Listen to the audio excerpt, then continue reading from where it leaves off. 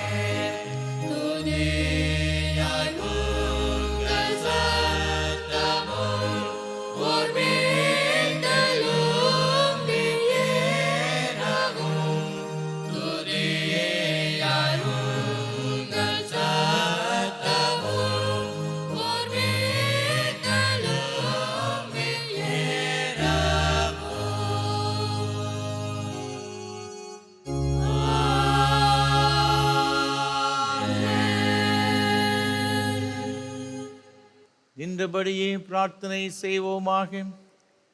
எல்லா இருதயங்களையும், எல்லா விருப்பங்களையும், எல்லா ரகசியம் அறிந்திருக்கிற சர்வலும் தேவனே, நாங்கள் தேவரிடத்தில் பரிபூர்ணமாய் அன்பு கூறவும், ஒரு பரிசுத்த நாமத்தை உத்தமமாய் மகிமைப்படுத்தவும், ஒரு பரிசுத்தாவின் ஏவுதலால் எங்கள் இறுதி சிந்தனை சுத்தம் பண்ணிரல எங்கள் கர்த்தராகிய கிறிஸ்து மூலமாய் வேண்டிக் கொள்கிறோம்.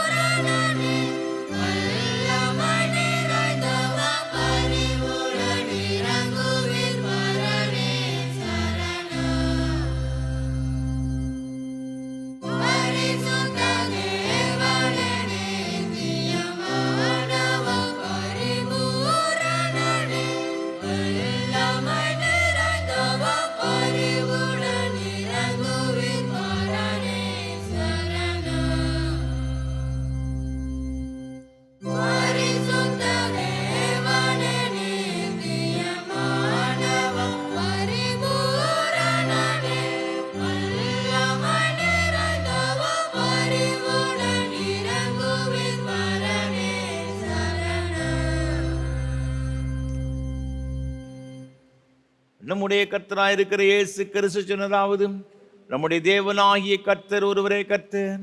உன் தேவனாகிய கர்த்தரிடத்தில் உன் முழு இதயத்தோடும், முழு ஆத்மாவோடும், உன் முழு மனதோடும், உன் முழு பலத்தோடு அன்பு கூறுவாயாக என்பதே பிரதான கற்பனை.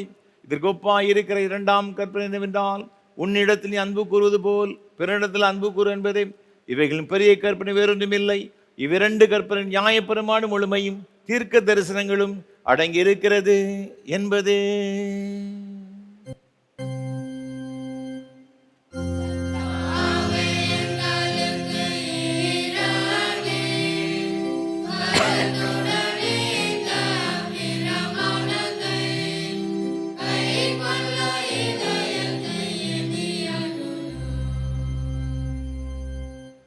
பிரியமானவர்களே, நாம் இப்பொழுது தேவனுடைய மகா பரிசுத்த வசனத்தை கேட்கவும், ஆண்டவருடைய சரீரத்தையும் இரத்தத்தையும் பெற்றுக்கொள்ளவும் இங்கே கூடி வந்திருக்கிறோம்.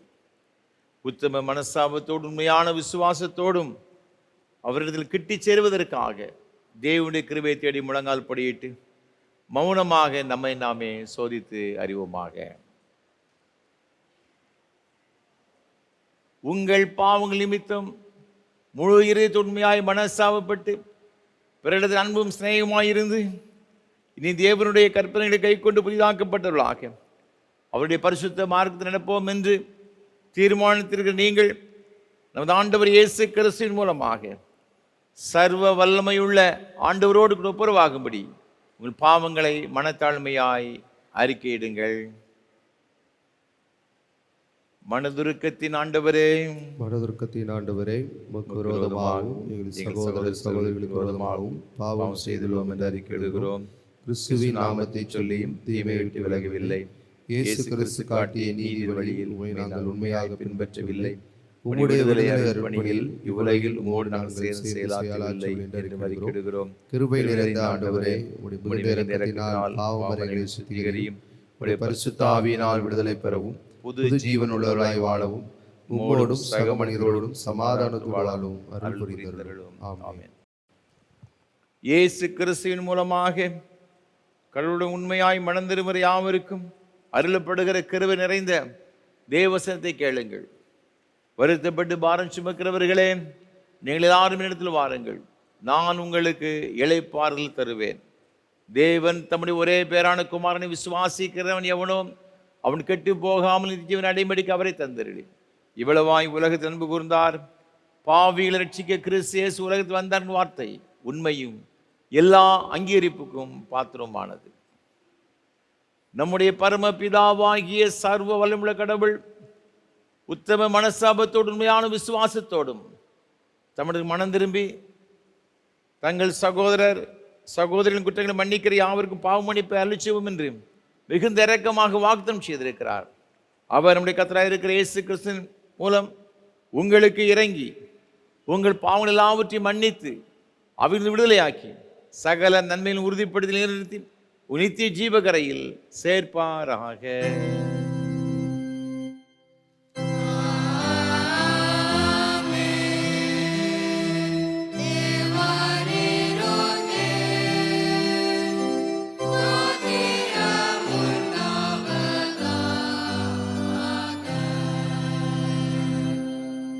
கர்த்தர் உங்களோடு இருப்பாராக.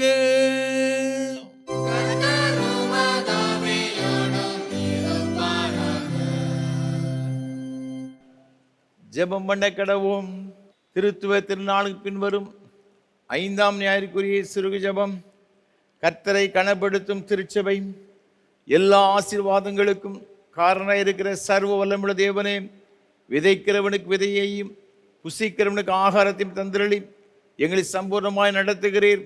ஒரு உன்னத அழைப்பை ஏற்று சுவிசேஷ பணியை நிறைவேற்றும்படி தூர தேசங்களிலிருந்து ஊழியர்களை எங்கள் மத்தியில் அனுப்பி அவர் மூலமாக இந்த திருநெல்வேலி திருச்சபையை ஸ்தாபித்த இரக்கத்திற்காக உம்மை துதிக்கிறோம்.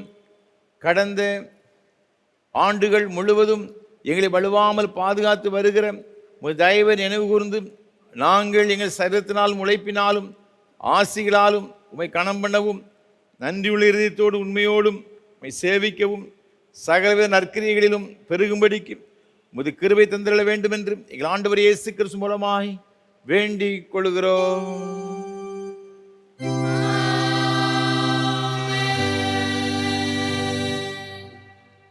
நிருபவாக்கியத்து பதிலாக கொடுக்கப்பட்டுள்ள வேதபாட பகுதி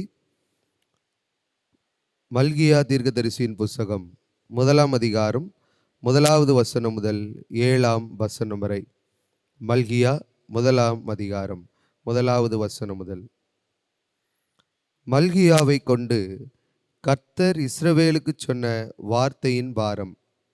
நான் உங்களை சிநேகித்தேன் என்று கர்த்தர் சொல்லுகிறார். அதற்கு நீங்கள் எங்களை எப்படி சிநேகித்தீர் என்கிறீர்கள். கர்த்தர் சொல்லுகிறார், ஏசா யாக்கோபுக்கு சகோதரன் அல்லவோ? ஆகிலும் யாக்கோபை நான் சிநேகித்தேன், ஏசாவையோ நான் வெறுத்தேன்.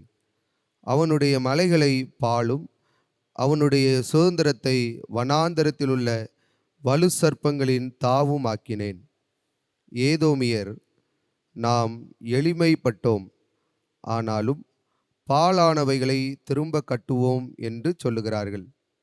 அதற்கு கர்த்தர், அவர்கள் கட்டுவார்கள், நான் இடிப்பேன். அவர்கள் துன்மார்க்கத்தின் எல்லை என்றும் கர்த்தர் என்றென்றைக்கும் சினம் வைக்கிற ஜனம் என்றும் சொல்லப்படுவார்கள் என்கிறார். இதை உங்கள் கண்கள் காணும். அப்பொழுது நீங்கள் கர்த்தர் இஸ்ரவேலுடைய எல்லை துவக்கி மகிமைப்படுவார் என்பீர்கள். குமாரன் தன் பிதாவையும் ஊழியக்காரன் தன் எஜமானையும் கனம் பண்ணுகிறார்களே. நான் பிதாவானால் என் கனம் எங்கே? நான் எஜமானானால் எனக்கு பயப்படும் பயம் எங்கே என்று சேனைகளின் கர்த்தர் தமது நாமத்தை அசட்டை பண்ணுகிற ஆசாரியர்களாகிய உங்களை கேட்கிறார். அதற்கு நீங்கள், உமது நாமத்தை எதினாலே அசட்டை பண்ணினோம் என்கிறீர்கள். என் பீடத்தின் மேல் அசுத்தமான அப்பத்தை படைக்கிறதினாலேயே. ஆனாலும் உம்மை எதினாலே அசுத்தப்படுத்தினோம் என்கிறீர்கள். கர்த்தருடைய பந்தி எண்ணமற்று போயிற்றென்று நீங்கள் சொல்லுகிறதினாலேயே என்பது. இது ஆண்டவரின் திருவார்த்தை.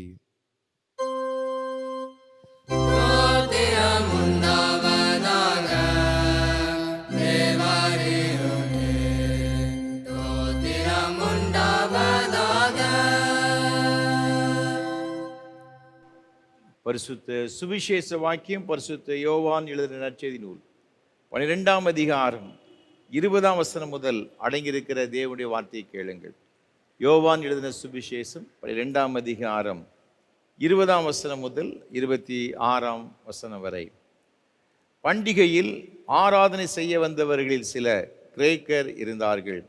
அவர்கள் கலிலேயா நாட்டு பெத்சாயிதா ஊரானாகிய பிலிப்பியனிடத்தில் வந்து, ஐயா, இயேசுவை காண விரும்புகிறோம் என்று அவனை கேட்டுக்கொண்டார்கள்.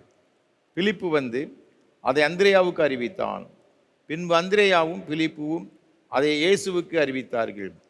அப்பொழுது இயேசு அவர்களை நோக்கி, மனுஷகுமாரன் மகிமைப்படும்படியான வேளை வந்தது.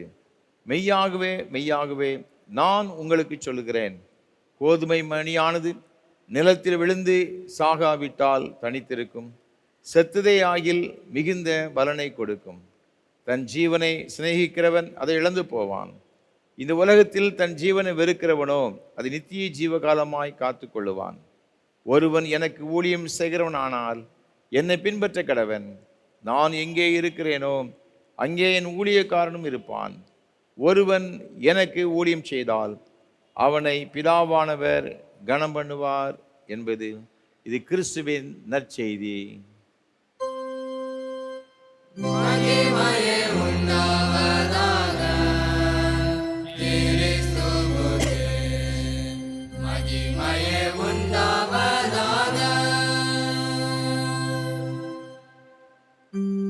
வானத்தையும் பூமியையும்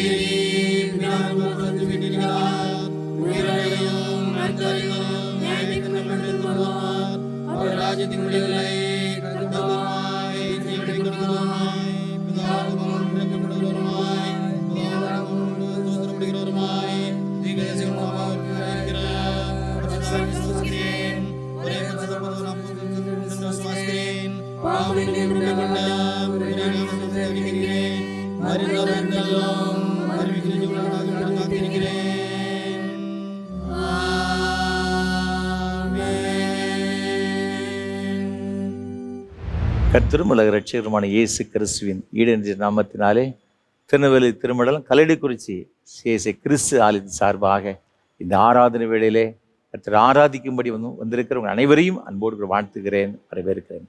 கர்த்தருடைய கிருபை ஆசீர்வாதமும் உங்களோடு கூட இன்றுமென்றும் சதா காலங்களில் எடுத்திருப்பதாக. ஒவ்வொரு வாரம் உங்களோடு கூட சேர்ந்து கர்த்தரை ஆராதிப்பதை மிகுந்த மகிழ்ச்சி அடைகிறேன். கர்த்தரை துதிக்கிறேன்.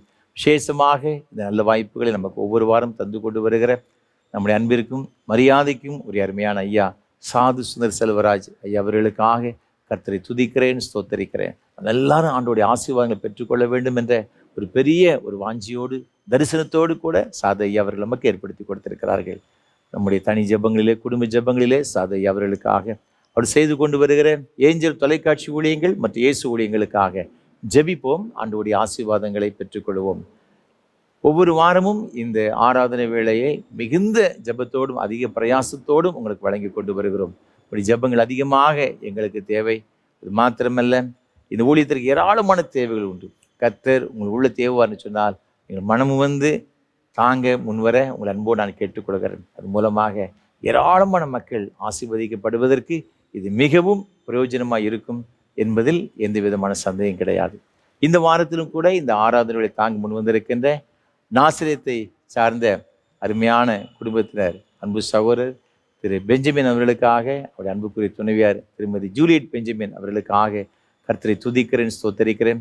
கர்த்தர் தாமே இந்த அருமையான குடும்பத்தின் பிள்ளைகளை அபரிமிதமாக ஆசீர்வதிப்பாராக. விசேஷமாக அன்புக்குரிய சகோதரி ஜூலியட் பெஞ்சமின் அவர்கள் தங்களுடைய பிறந்த நாளை இந்த நாளிலே கொண்டாடும்படியாக தேவன் கிருபை செய்திருக்கிறார். அதற்காக கர்த்தரை துதிக்கிறேன். ஆண்டவர் தாமே அருமையான சகோதரிக்கு வேண்டிய எல்லா நல்ல சுகத்தையும் பலனையும் நீடித்த சுகவாழ்வையும் கர்த்தர் கொடுத்து வழிநடத்துவாராக. ஆண்டவர் தாமே அவருடைய குடும்ப வாழ்விலே கர்த்தர் நல்லவராயும் வல்லவராய் இருந்து தேவன் அருள் எல்லா நன்மையினால் நிரப்பி ஆண்டவர் ஆசீர்வதிப்பாராக. விசேஷமாக அவருடைய அன்புக்குரிய அருமையான தாயார், அருமையான அம்மா மெர்சி ரவிபாலன் அம்மா அவர்களுக்காக நான் கர்த்தரை துதிக்கிறேன், ஸ்தோத்திரிக்கிறேன். நம்முடைய ஊழியங்களை அதிகமாக நேசிக்கின்ற இந்த அருமையான குடும்பத்தினர், நமக்கு ஜெபிக்கிற அருமையான குடும்பத்தினர், ஆண்டவர் நம்ம அம்மாவை அவர்களையும் ஆசீர்வதிப்பாராக. நல்ல சுகத்தை பலத்தையும் நீடித்த சுகவாளையும் கொடுத்து ஆண்டவர் நடத்துவாராக. வேத வசனம் சொல்லுகிறபடி உபாகம் 26ஆம் அதிகாரம் 19ஆம் வசனத்தில், நான் உண்டு பண்ணின எல்லா ஜாதிகளை பார்க்கிலும் புகழ்ச்சியிலும் கீர்த்தியிலும் மகிமையிலும் உன்னை சிறந்திருக்கும்படி செய்வேன் என்று வேதத்தில் சொல்லப்பட்டிருக்கு. இந்த வார்த்தையின்படி கர்த்தர் தாமே அருமையான பிள்ளைகளுக்கு வேண்டிய எல்லா வித புகழ்ச்சியையும் கீர்த்தியும் மகிமையும் கொடுத்து ஆண்டவர்களை கனப்படுத்தியும் ஆசீர்வதித்து உயர்த்துவாராக. அது மாத்திரமல்ல, இந்த ஊழியங்களுக்கு பல வகையிலே ஜெபிக்கிற இந்த ஊழியங்களை தாங்குற எல்லாருக்கும் கர்த்தரை துதிக்கிறேன். கர்த்தர் உங்கள் அனைவரையும் ஆசீர்வதிப்பாராக. அது மாத்திரமல்ல, இன்னொரு காரியத்தை நான் உங்களோடு கூட பகிர்ந்து கொள்ள விரும்புகிறேன். நான் இருக்கின்ற இந்த அருமையான திருச்சபையானது ஒரு கிராம ஒரு திருச்சபை. இந்த திருச்சபையில் ஒரு சின்ன ஒரு கிராமம் மணிமுத்தாறு. நாம் எல்லாரும் அறிந்திருக்கிறோம். அங்கே ஒரு பெரிய டேம் இருக்கிறது. அந்த டேம் கட்டப்படுகிற அந்த நாட்களிலே ஒரு கிறிஸ்தவ ஆண்டவரை ஏற்றுக்கொண்ட ஒரு என்ஜினியர், அதெல்லாம் காட்டு பகுதி, அந்த பகுதியெல்லாம் அவர் அப்போ அந்த காலங்களில் ஏராளமான மக்கள் அந்த டேமுக்காக வேலை செய்தார்கள். அவர்களுக்கெல்லாம் கிறிஸ்துவ அறியாத மற்றவர்களுக்கெல்லாம் அவர்களுடைய தெய்வங்களை வழிபடுவதற்கு இடங்கள் இருந்துச்சு.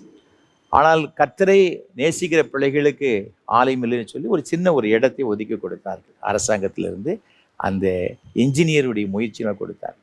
அப்போது அந்த காலத்தில் ஒரு சின்ன குடிசையில் ஒரு ஆலயத்தை கட்டினாங்க.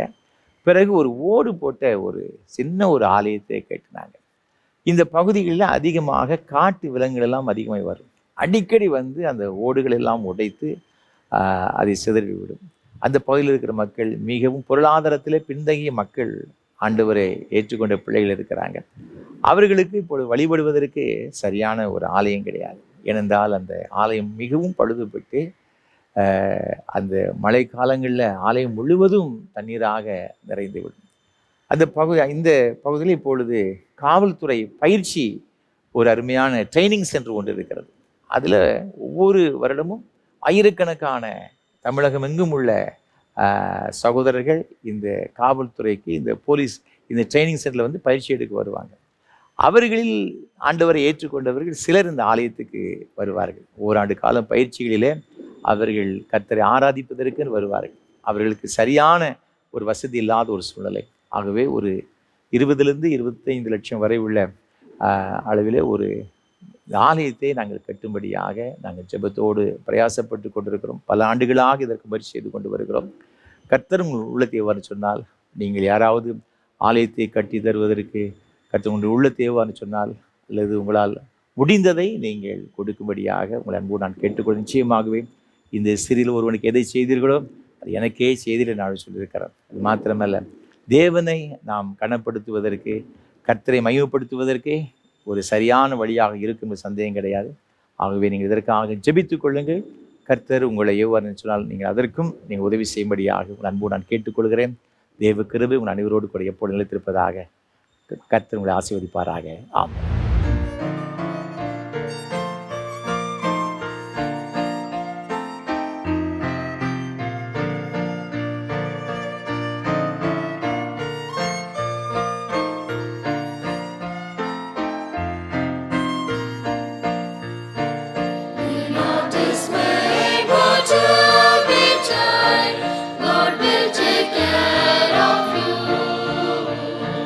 Breathe in this rains of love.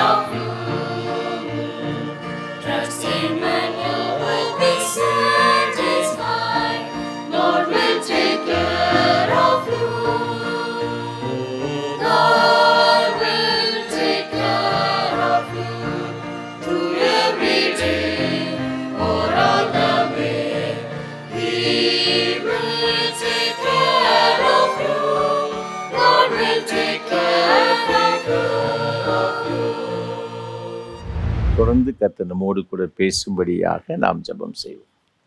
கிருபை நிறைந்த அன்பின் பரலோக பிதாவே, உம்முடைய திருவார்த்தைகளை கேட்க நாங்கள் எல்லாரும் வந்திருக்கிறோம் அப்பா. இப்பொழுதும் நீர் எங்களோடு கூட பேசும். இன்றைக்கு நாங்கள் கற்றுக்கொள்ளுகிற உம்முடைய வேத வசனங்கள் எங்கள் ஒவ்வொருவருக்கும் மிகுந்த ஆசீர்வாதமாய் இருக்கத்தக்கதான கிருபைகளை தருவீராக. உம்முடைய வார்த்தைகளை கேட்கிற நாங்கள் அதன்படி நடந்து ஆண்டவரே உம்முடைய ஆசீர்வாதங்களை சுதந்திரித்துக் கொள்வதற்கு எங்களுக்கு உதவி செய்யும். தாழ்த்தி உமது கரத்தில் ஒப்புக் கொடுக்கிறோம். கர்த்தர் எங்களோடு கூட பேசுவாராக. மீட்பர் இயேசு கிறிஸ்துவின் பரிசுத்த நாமத்தில் ஜெபிக்கிறோம் தூய பிதாவே, ஆமென். கிறிஸ்துவுக்குள் மிகவும் பிரியமானவர்களே, மீண்டும் உங்கள் எல்லாரையும் ஆண்டவர் இயேசு கிறிஸ்துவின் நாமத்தினாலே அன்போடு கூட வாழ்த்துகிறேன். இந்த நாளிலும் கூட நாம் சிந்திக்கும்படியாக நமக்கு கொடுக்கப்பட்டிருக்கின்ற தியான பொருள் கர்த்தரை கனப்படுத்தும் திருச்சபை. ஒரு திருச்சபை, ஒரு சபையானது கர்த்தரை எவ்வாறு கனப்படுத்த வேண்டும் என்பதை குறித்து நாம் சிந்திக்கும்படியாக அழைக்கப்பட்டிருக்கின்றோம். வேதத்திலே ஆண்டவர் இதை குறித்து என்ன சொல்லுகிறார் என்பதை குறித்தும், அது மாத்திரமல்ல இன்றைக்கு எவ்வாறெல்லாம் நாம் ஆண்டவரை கனப்படுத்த வேண்டும் என்பதை குறித்தும் உங்களோடு கூட நான் பகிர்ந்து கொள்ள விரும்புகின்றேன். மல்கியா தீர்க்கதரிசன புஸ்தகம் 1ஆம் அதிகாரம் 6ஆம் வசனத்திலே வேதம் இவ்வாறாக சொல்லுகிறது: குமாரன் தன் பிதாவையும் ஊழியக்காரன் தன் எஜமானனையும் கனம் பண்ணுகிறார்களே. நான் பிதாவானால் என் கனம் எங்கே? நான் எஜமானனானால் எனக்கு பயப்படும் பயம் எங்கே என்று சேனைகளின் கர்த்தர் தமது நாமத்தை அசட்டை பண்ணுகிற ஆசாரிகளாகிய உங்களை கேட்கிறார்.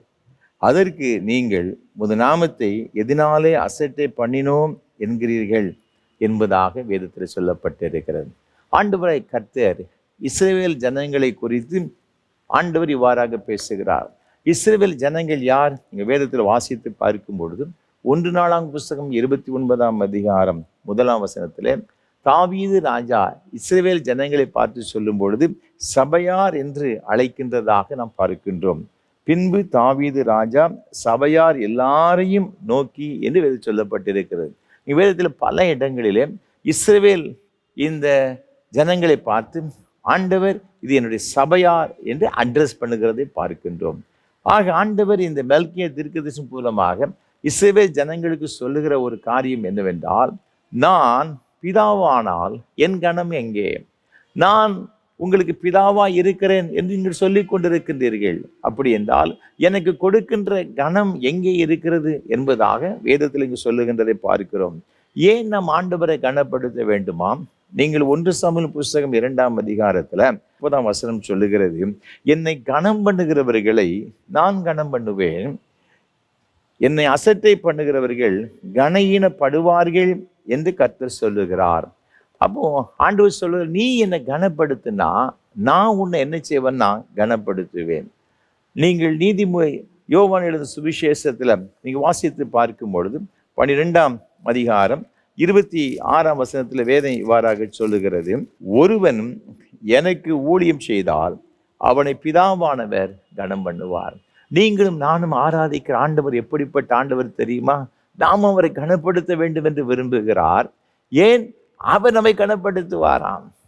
ஒருவன் எனக்கு ஊழியம் செய்தால் நான் அவனை கனப்படுத்துவேன், என்னை கனப்படுத்துகிறவர்களை நான் கனப்படுத்துவேன் ஆண்டவர் சொல்லியிருக்கின்றார். அப்படி என்றால் இன்றைக்கு ஆண்டவரை நாம் எவ்வாறு கனப்படுத்த வேண்டும்? நானும் என் வீட்டாருமோ வென்றால் கர்த்தரையே சேவிப்போம் என்று சொல்லப்பட்டிருக்கிறது.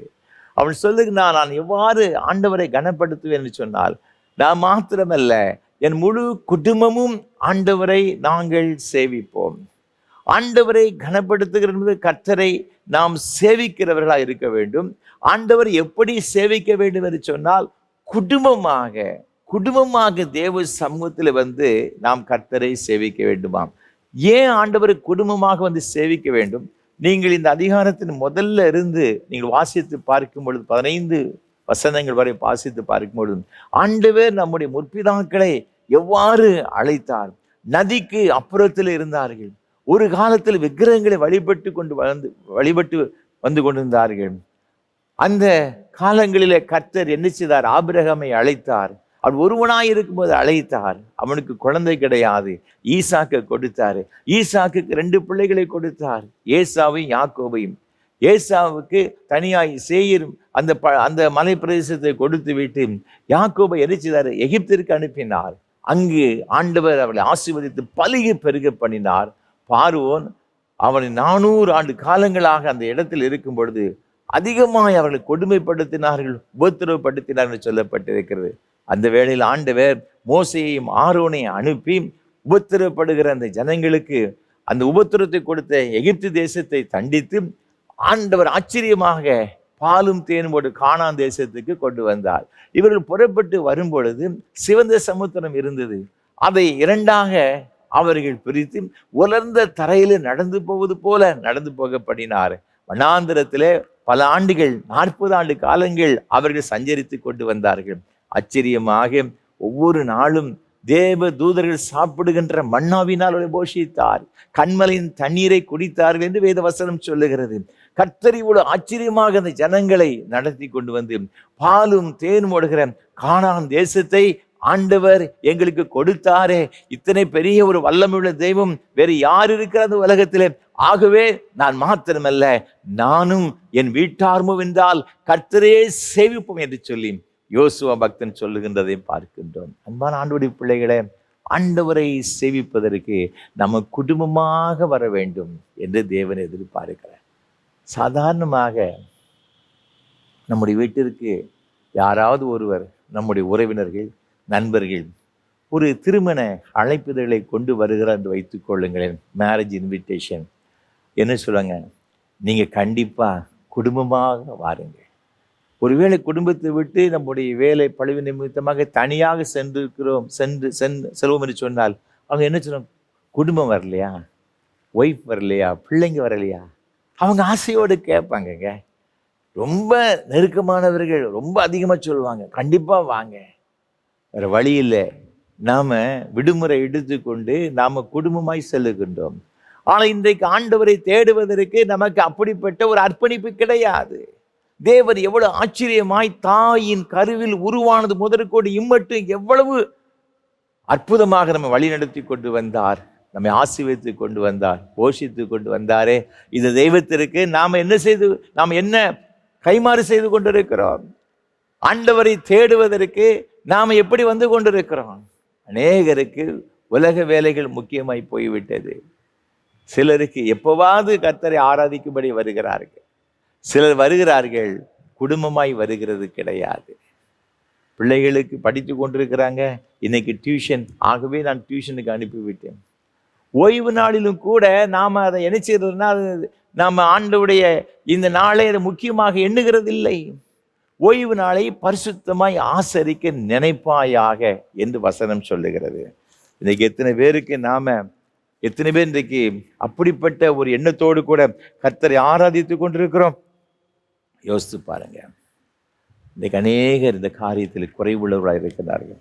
ஆதியாகமம் புஸ்தகத்தில் 35ஆம் அதிகாரத்தில் பார்க்கும் பொழுது, நீ எழுந்து பெத்தேலுக்கு போய் அங்கே குடியிருந்து நீ உன் சகோதரனாகிய ஏசாவின் முகத்திற்கு விலகி ஓடி போகிற போது உனக்கு தரிசனமான தேவனுக்கு அங்கே ஒரு பலிபீடத்தை உண்டாக்கி என்றார்.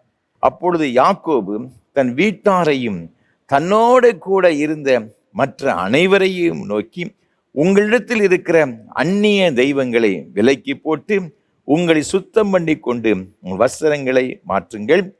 நாம் எழுந்து பெத்தேலுக்கு போவோம், வாருங்கள். எனக்கு ஆபத்து நேரிட்ட நாளில் என் விண்ணப்பத்துக்கு உத்தரவு அருளி செய்து நான் நடந்த வழியிலே என்னோடு கூட இருந்த தேவனுக்கு அங்கே ஒரு பலிபீடத்தை உண்டாக்குவேன் என்றான். கர்த்தர் எனக்கு சொன்னாரு, நீ போய் கர்த்தரை ஒரு பலிபீடத்தை கட்டு. தன்னுடைய வீட்டார் அனைவரையும், அது மாத்திரமல்ல தன்னோடு கூட இருக்கிற எல்லாரையும் என்று வசனம் நீ அழகாக சொல்லுகிறது. உங்களிடத்தில் இருக்கிற எல்லா விதமான தேவனுக்கு பிரியமில்லாத விக்கிரகங்களெல்லாம் அழித்து போட்டு விட்டு தூரை எறிந்து விட்டு உங்களை சுஸ்திகரித்து கொண்டு எழுந்து பெத்தேலுக்கு போவோம். அங்கே கர்த்தருக்கு பலிபீடத்தை உண்டாக்கி கர்த்தருடைய நாமத்தை தொழுது கொள்ளுவோம். அவ்வாறு அவன் செய்கிறதாக வேதத்தில் நாம் பார்க்கிறோம். நீங்கள் யாத்திரையாம் புஸ்தகத்தில் வாசித்து பார்க்கும் பொழுது 10ஆம் அதிகாரத்தில் மிக அழகாக சொல்லப்பட்டிருக்கிறது. இங்கு இஸ்ரவேல் ஜனங்கள் எகிப்திலே அடிமைப்பட்டு இருக்கிறார்கள். மோசே ஆரோனும் பார்வோனிடத்தில் போய் சொல்லுகிறாங்க. ஆண்டவர் சொல்லுகிறார், என் ஜனங்களை அனுப்பிவிடு, என் ஜனங்களை போகவிடுன்னு சொல்லுகிறேன்னு சொல்லும் பொழுது இந்த பார்வோன் சொல்லுகிறான். யாத்திராகமம் புஸ்தகம் 10ஆம் அதிகாரத்தில் 8ஆம் வசனத்தில், அப்பொழுது மோசேயும் ஆரோனும் பார்வோனிடத்திற்கு திரும்ப அழைக்கப்பட்டார்கள்.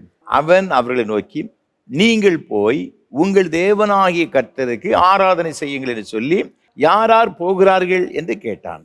அதற்கு மோசே, எங்கள் இளைஞரோடும் எங்கள் முதியோரோடும் எங்கள் குமாரரோடும் எங்கள் குமாரத்திகளோடும் எங்கள் ஆடுகளையும் எங்கள் மாடுகளையும் கூட்டிக் கொண்டு போவோம், நாங்கள் கர்த்தருக்கு பண்டிகை கொண்டாட வேண்டும் என்றான். இவன் சொல்றான், நாம யார் யாரெல்லாம் போக போறீங்கன்னு சொல்லி பார்வன் கேட்ட பொழுது மோசேயும் ஆரோன் சொல்லுகிறான், நாங்க மாத்திரமல்ல, என்னுடைய இளைஞர்கள், முதியோர்கள், குமாரர், குமாரத்திகள், பிள்ளைகள், குடும்பங்கள் எல்லாரோடு கூட நாங்கள் செல்லுவோம். ஆண்டவருடைய பிள்ளைகளே, இன்றைக்கு நம்முடைய வாழ்க்கையில நாம எப்படிப்பட்டவர்களாக இருக்கிறோம் நீங்க யோசிச்சு பாருங்க. இந்த கர்த்தரை தேடுவதில் குடும்பமாக கர்த்தரை ஆராதிக்கணும். இத்தனை குடும்பங்கள்ல நம்முடைய பிள்ளைகள் எல்லாம் கர்த்தரை ஆராதிக்க வருகிறார்கள். நம்ம சின்ன வயசுல இந்த பிள்ளைகளை சரியாக ஆலயத்திற்கு அழைத்து கொண்டு வராத பட்சத்துல அந்த பிள்ளைகள் வளர்ந்து வரும் பொழுது நீங்க கூப்பிடுவீங்க, அந்த பிள்ளைகள் வராது. அந்த பிள்ளைகள் தவறான பாதைக்கு செல்லும் பொழுது உருவானவர்கிட்ட வந்து, ஊழியக்காரன்ட்ட வந்து நீங்க அழுவீங்க, முறையிடுவீங்க, ஐயா என் பிள்ளைக்கு வந்து ஆலோசனை சொல்லுங்க, என் பிள்ளைக்காய் ஜெபம் பண்ணுங்க, அவனை ஆலயத்துக்கு வர சொல்லுங்க. நான் சொன்ன கேட்க மாட்டேங்க. எப்படி கேட்பான்? அந்த பிள்ளைகளை சிறு வயது முதற்கொண்டே நீங்கள் கர்த்தரை பற்றுகிற அந்த பயத்தில், கர்த்தருக்கு அடுத்த காரியத்தில் அந்த பிள்ளைகளை சரியாய் வளர்ப்பீர்கள்னு சொன்னால் அந்த பிள்ளைகள் பிற்காலத்திலையும் சரியாக வளரும். அதனால தாங்க ஆலயத்தில் நம்ம வந்து சண்டே ஸ்கூல் வச்சுருக்கிறோம். அது மாத்திரமல்ல, யூத் மீட்டிங் வச்சுருக்கிறோம், மென்ஸ் ஃபெலோஷிப் வச்சுருக்கிறோம், உமென்ஸ் ஃபெலோஷிப் வச்சுருக்கிறோம். எதற்காக வைத்திருக்கிறோம்? அந்த பிள்ளைகள் எல்லாவற்றிலேயும் என்ன செய்யணும்? ஈடுபட வேண்டும். அப்பொழுது அந்த பிள்ளைகள் இந்த உலகத்திற்கு அடுத்த காரியத்தில், பாவமான காரியங்கள் நம்முடைய பிள்ளைகள் விலைக்கு காக்கப்பட முடியும். இன்றைக்கு பெற்றோர்களாக இருக்கிற நாம் அநேக வேலைகளை செய்கிற தவறு, உலகத்தின் காரியங்களுக்கு, உலகத்துக்கு அடுத்த காரியத்திற்கு நம்முடைய பிள்ளைகளுக்கு கொடுக்குற ஸ்டடீஸ் கொடுக்குற இம்பார்ட்டன்ஸ் நம்ம என்ன செய்யறதில்லை? நாம் வேதத்துக்கும் கர்த்தரை ஆராதிப்பதற்கும் நம்ம கொடுக்கறதில்ல. அதனுடைய விளைவு தான் இன்றைக்கு நம்முடைய குடும்பங்களில் ஏராளமான பிரச்சனைகள். இந்த யோசுவா சொல்லுகிறா, நானும் என் வீட்டாரும் என்றால் கர்த்தரே செய்வோம். அதனால தான் ஆண்டவர் யோசுவா மூலமாக ஒரு பெரிய அற்புதத்தை செய்தார். இந்த யோசுவா யூதா கோத்திரத்தை சார்ந்தவன் கிடையாது, எப்ராஹிம் கோத்திரத்தை சார்ந்தவன். மோசைக்கு அடுத்தால வேற யாரையும் ஆண்டு செலக்ட் பண்ணலை, இவனை செலக்ட் பண்ணார். இவன் ஆசரிப்பு கூடகத்தை விட்டு பிரியாதிருந்தான், தன் குடும்பத்தை எவ்வாறு நடத்தி கொண்டு வந்தான். ஆகவே தன் 12 கோத்திரத்தையும் இந்த கானான் தேசத்தை பங்கிட்டு கொடுக்கும்படி ஒரு பெரிய பொறுப்பை கர்த்தர் யோசுவாவுக்கு கொடுக்கின்றதை பார்க்கின்றோம். எவ்வளவு பெரிய ஒரு கனத்தை கொடுக்கிறார் பாருங்கள். உங்களையும் கனப்படுத்துவாருங்க, ஒரு குடும்பத்தை மேன்மைப்படுத்துவார், ஒரு பிள்ளைகளை உயர்த்துவார். அன்பானவர்களே, நீங்கள் ஒரு தீர்மானம் பண்ணி கொள்ளுங்கள். நான் குடும்பமாக கர்த்தரை ஆராதிப்பேன், கர்த்தரை தொழுது கொள்ளுவேன். இந்த தீர்மானத்தோடு கூட இருக்கும் பொழுது, அவ்வாறு நீங்கள் கர்த்தரை கனப்படுத்தும் பொழுது கர்த்தர் உங்களை மேன்மைப்படுத்துவார். அது மாத்திரமல்ல, வேறு எவ்வாறு நாம் ஆண்டவரை கனப்படுத்த வேண்டுமா? பேதுருவும் யோவானும் அவர்களுக்கு பிரதியுத்தரமாக, தேவனுக்கு செவி கொடுக்கிறதை பார்க்கிலும் உங்களுக்கு செவி கொடுக்கிறது தேவனுக்கு முன்பாக நியாயமாக இருக்குமோ என்று நீங்களே நிதானித்து பாருங்கள் என்பதாக சொல்லப்பட்டிருக்கிறது. இந்த பேதுரு அப்போஸ்தலன் சொல்லுகின்றான், பேதுரும் யோவானும் சொல்லுகின்றார்கள், யூதருடைய அதிகாரிகளை பார்த்து சொல்லுகின்றார்கள், நாங்கள் தேவனுக்கு செவி கொடுப்பதை பார்க்கிலும் மனுஷர்களுக்கு செவி கொடுப்பது நியாயமாக இருக்குமோ? அப்போ ஜனங்கள் ஒன்று யூத அதிகாரிகள் ஒன்று சொல்லுகிறார்கள், அதற்கு செவி கொடுக்க வேண்டுமா? கர்த்தர் ஒன்று சொல்லுகிறார், அதற்கு செவி கொடுக்க வேண்டுமா? ஆண்டவருக்கு செவி கொடுக்க வேண்டும் என்ற ஒரு பெரிய நோக்கத்தோடு கூடத்தான் இந்த அப்போஸ்தலர்கள் செயல்பட்டார்கள் என்பதை பார்க்கிறோம். அப்படி என்றால் என்ன பொருள்? உலகத்து மனிதனுடைய வார்த்தைக்கு கனம் கொடுப்பதை பார்க்கிறோம் கர்த்தருடைய வார்த்தையை கனப்படுத்துவதால் மேன்மையானது என்று இந்த பேதுருவும் யோவானும் நினைத்து அப்படின்னு சொல்லுகின்றான், நான் யாருக்கு செவி கொடுப்பது நியாயமாய் இருக்கும் என்று சொல்லுகிறதாக வேதத்தில் பார்க்கிறோம். 1 சாமுவேல் புஸ்தகம் 15ஆம் அதிகாரம் 22ஆம் வசனம் இவ்வாறாக சொல்கிறது, பலியை பார்க்கிலும் கீழ்ப்படிதலும் ஆட்டுக்கடாக்களின் நிலத்தை பார்க்கிலும் செவி கொடுத்தலும் உத்தமம் என்று வேதத்தில் சொல்லப்பட்டிருக்கிறது. அன்றைக்கு சவுல் ராஜா ஆண்டவருடைய வார்த்தைக்கு செவி கொடுக்காமல், அமலேக்கியரை முற்றிலுமாய் சங்கரிக்காமல், அவனுடைய கொழுத்த இந்த ஜீவன்களை அவன் சங்கரிக்காமல் விட்டது நிமித்தமாகத்தான் அவனுடைய ராஜ்ய பாரம் அவனை விட்டு அகன்று போனதாக பார்க்கிறோம். ஆண்டவருடைய வார்த்தையை கனப்படுத்துவதற்கு பதிலாக உலகத்தினுடைய காரியங்களை, அந்த மேன்மைகளை எண்ணி அதற்குள்ளாக தன்னுடைய இருதயத்தை செலுத்தி விட்டான். அன்பான ஆண்டவருடைய பிள்ளைகளே, நீங்கள் யோசித்துக் கொள்ளுங்கள், ஆண்டவருடைய வார்த்தைக்கு முக்கியத்துவம் கொடுக்க வேண்டுமா, உலகத்தினுடைய காரியங்களுக்கு முக்கியத்துவம் கொடுக்க வேண்டுமா? இந்த பேதுருவும் யோவானும் சொல்லுகின்றான், கர்த்தர் சொன்ன வார்த்தைக்கு செவி கொடுப்பதுதான் மேன்மையாயிருக்கும். அவர்கள் என்ன செய்தார்கள்? இந்த 4ஆம் அதிகாரத்தில் நீங்கள் வாசித்து பார்க்கும் பொழுது 1ஆம் வசனம் சொல்லுகிறது, அவர்கள் ஜனங்களுடன் பேசிக் கொண்டிருக்கையில் ஆசாரியர்களும் தேவாலயத்து சேனை தலைவனும் சதுசேயரும் அவர்களிடத்தில் வந்து அவர்கள் ஜனங்களுக்கு உபதேசிக்கிறதினாலும் இயேசுவை முன்னிட்டு மரித்தோரிலிருந்து உயிர்த்தெழுதலை பிரசங்கிக்கிறதினாலும் சினங்கொண்டு. இங்கு ஆசாரியர்கள், அது மாத்திரம் தேவாலயத்து சேனை தலைவர் சதுசேயர் எல்லாம் வருகிறாங்க.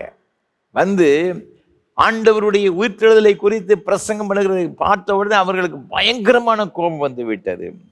ஆகவே அவர்கள் என்ன சொல்லுகிறார்கள்? நீங்க 17ஆம் வசனத்தை வாசித்து பார்க்கும் பொழுது, இது அதிகமாக ஜனத்துக்குள்ளே பரம்பாதபடிக்கு இது முதல் ஒருவரோடும் இந்த நாமத்தை குறித்து பேசக்கூடாது என்று அவர்களை உறுதியாய் பயமுறுத்த வேண்டும் என்று சொல்லிக்கொண்டு அவர்கள் அழைத்து இயேசுவின் நாமத்தை குறித்து எவ்வளவும் பேசவும் போதிக்கவும் கூடாது என்று அவர்களுக்கு கட்டளையிட்டார்கள். ஆனா அவங்க என்ன செய்தாங்கன்னு பார்த்தீங்கன்னா, நீங்க 5ஆம் அதிகாரத்தில் வாசித்து பார்க்கும் பொழுது 28ஆம் வசனம் சொல்லுகிறது, நீங்கள் அந்த நாமத்தை குறித்து போதகம் பண்ணக்கூடாது என்று நாங்கள் உங்களுக்கு உறுதியை கட்டளையிடவில்லையாம். அப்படி இருந்தும் இதோ எருசலேமை உங்கள் போதகத்தினாலே நிரப்பி அந்த மனுஷனுடைய இரத்தப்பழி எங்கள் மேல் சுமத்த வேண்டும் என்று இருக்கிறீர்கள் என்று சொன்னார். இவங்க சொல்றாங்க, நீ பிரசங்கம் பண்ணக்கூடாது, ஊழியம் செய்யக்கூடாது, இயேசுவை பற்றி சொல்லக்கூடாது. ஆனால் 5ஆம் அதிகாரத்துக்கு வரும் பொழுது அவங்க என்ன செய்த கேட்டுட்டு பயந்து போய் வீட்டில் போய் அடைபட்டு இருக்கவில்லை. மீண்டும் அவர்கள் இவர்களை பார்த்து சொல்றாங்க, எருசலேமை உங்கள் போதகத்தால் நிரப்பினீர்களே. இவங்க என்ன சொன்னாலும் கூட அவங்க கவலைப்படவில்லை. மீண்டும் மீண்டும் ஊழியம் செய்கிறதாக வேதத்திலே நாம் பார்க்கின்றோம். ஆண்டவர் இருக்கிற இயேசு கிறிஸ்து இந்த உலகத்தை விட்டு கடந்து போகும் முன்பாக தமிழ் சீசர்களை பார்த்து சொன்னார். மார்க் 16ஆம் அதிகாரம் 15ஆம் வசனம், மத்தேயு 28, 19, 20 ஆகிய வசனங்கள், உலகமெங்கும் போய் சர்வ சிருஷ்டிக்கும் சுவிசேஷத்தை நீங்கள் பிரசங்கம் பண்ணுங்கள். ஆண்டவர் நமக்கு கொடுத்த ஒரு கட்டளை என்ன தெரியுமா? நீங்க போய் எல்லா இடத்திலையும் சுவிசேஷத்தை பிரசங்கம் பண்ணுங்க. நீங்கள் யோசுவாவின் புஸ்தகத்தை வாசித்து பார்க்கும் ஒரு அருமையான ஒரு வசனம் இருக்கிறது. 18ஆம் அதிகாரம் 3ஆம் வசனத்தில் வாசித்து பார்க்கும் வேதம் சொல்லுகிறது, யோசுவா இஸ்ரவேல் புத்திரரை நோக்கி, நீங்கள் உங்கள் பிதாக்களின் தேவனை கர்த்தர் உங்களுக்கு கொடுத்த தேசத்தை சுதந்திரித்துக் கொள்ளப் போகிறதற்கு நீங்கள் எந்த மட்டும் அசதியாயிருப்பீர்கள். யோசுவா இஸ்ரவேல் ஜனங்களை பார்த்து சொல்ற, சபையாரை பார்த்து சொல்லுகிறார், நீங்கள் எந்த மட்டும் அசதியாயிருப்பீர்கள். ஏனென்றால் இந்த தேசத்தை சுதந்திரித்துக் கொள்ளும்படியாக தேசத்துக்குள் வந்து விட்டார்கள். வந்த பிறகு இது 7 கோத்திரத்துக்கு தேசத்தை பங்கிட்டு கொடுக்கணும். அவங்க உள்ள வந்தவங்க அந்த தேசத்தை பார்க்கிறாங்க. நீங்க 1ஆம் வசனத்தை வாசித்து பார்க்கும் பொழுது, இஸ்ரவேல் புத்திரரின் சபையெல்லாம் சீலோவாவில் கூடி அங்கே ஆசரிப்பு கூடாரத்தை நிறுத்தினார்கள். தேசம் அவர்கள் வசமாயிற்று. எல்லாம் அவங்க செட்டில் ஆன பிறகு, அதாவது ஆசரிப்பு கூடாரம் ஸ்தாபிக்கப்பட்டு மற்ற எல்லாம் தேசத்துக்குள்ள வந்துட்டாங்க. ஆனா ஆண்டவர் சொன்னாரு, அந்த தேசத்தோட எல்லா கோத்திரத்துக்கும் தனித்தனியாக என்ன சின்ன இருக்கிற இடத்தை அவங்க பங்கு போட்டு கொடுக்கணும். உள்ள வந்த பிறகு இன்னும் சுதந்திரத்துக் கொள்ளாமல் நிறைய இடங்கள் இருக்கிறது.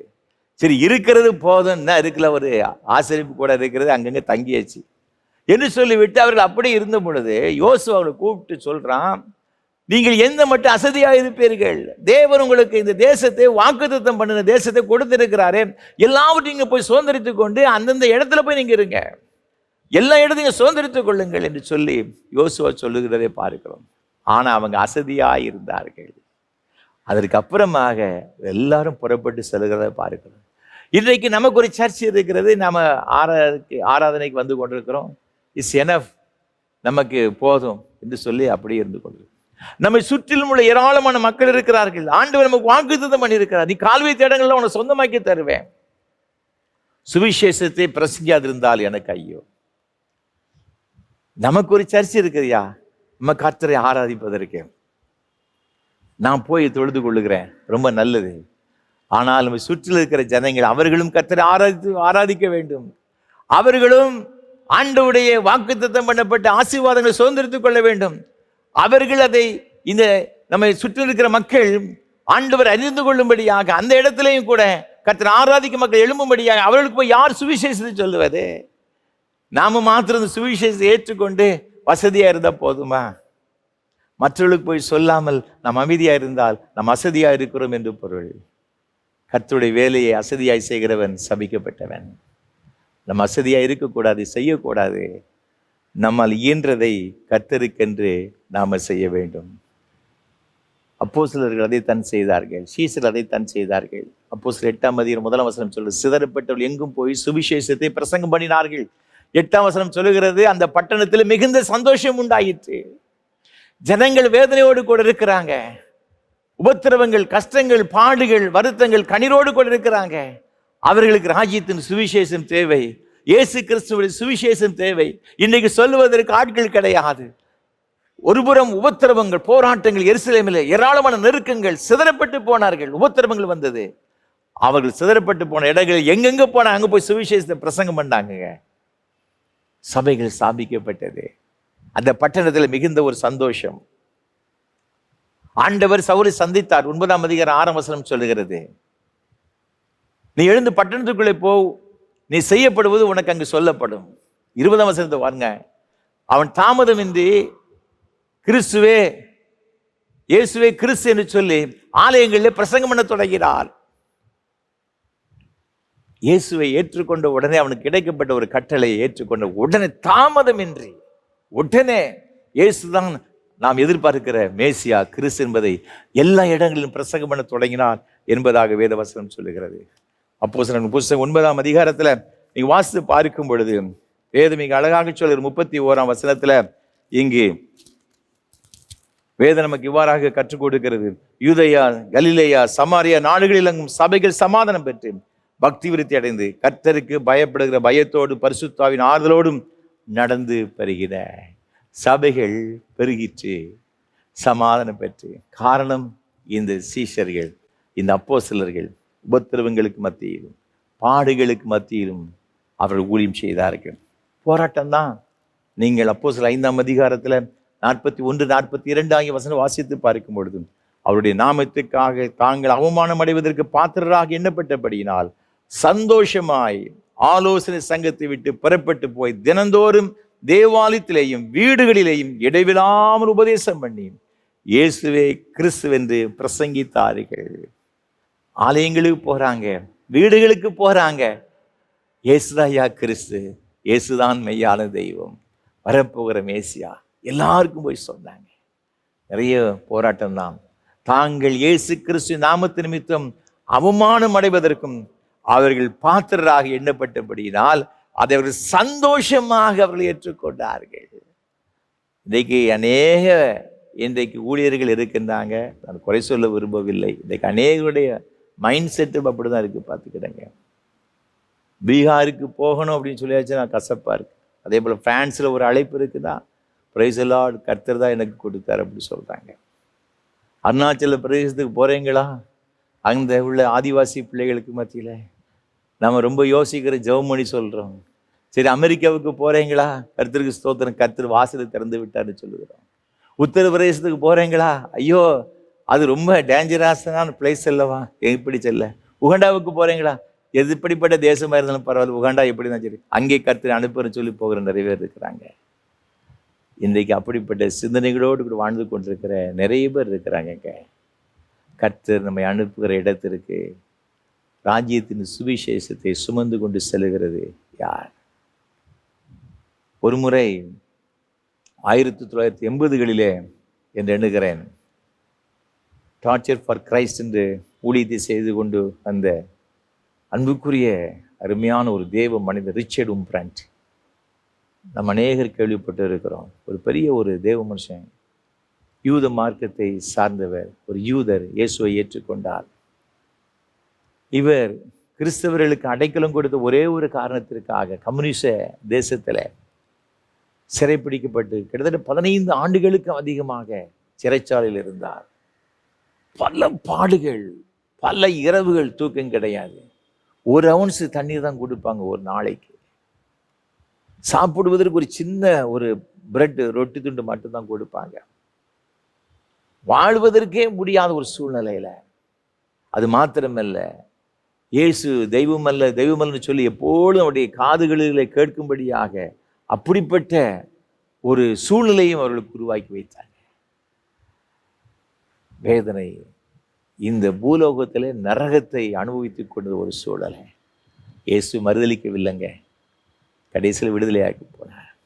அவர் அங்கே வந்திருக்கும் பொழுது சொன்னார், ஐயா, நீங்கள் எவ்வாறு ஊழியம் செய்தீர்கள்? இயேசுவுக்காக என்ன செய்தீர்கள்? வேறு ஒன்றும் செய்யல. அவ்வளோ பெரிய மைதானத்தில் தன்னுடைய கோட்டை கழட்டி முதுகை காண்பித்தார். முதுகெல்லாம் பயங்கரமான ஆழமான தழும்புகள். ஒரு சொல்ல 96க்கு அதிகமான ஆழமான தழும்புகள் சரீரம் முழுவதும் இருந்துச்சான். கிறிஸ்து நிமித்தம் வந்த பாடுகளை சந்தோஷமாக ஏற்றுக்கொண்டார். வில்லியம் கேரி சாதாரணமான செருப்பு தைக்கின்ற ஒரு தொழிலாளி, செருப்பு கடை வைத்து தொழில் செய்கிற ஒரு முதலாளி கிடையாது, ஒரு தொழிலாளி. அவரோடு கூட வேலை பார்த்த சக தொழிலாளி ஜான் வாரின்னு சொல்லப்பட்ட ஒரு மனிதன் இயேசுவை பற்றி சொன்னாராம். இயேசுவை ஏற்றுக்கொண்டார், வேதத்தை படித்தார். ஏசாயா தீர்க்கதரிசன புத்தகம் 54 2, 3 ஆகிய வசனங்கள், மத்திய 28, 19, 20 ஆகிய வசனங்கள் அவரை தொட்டது.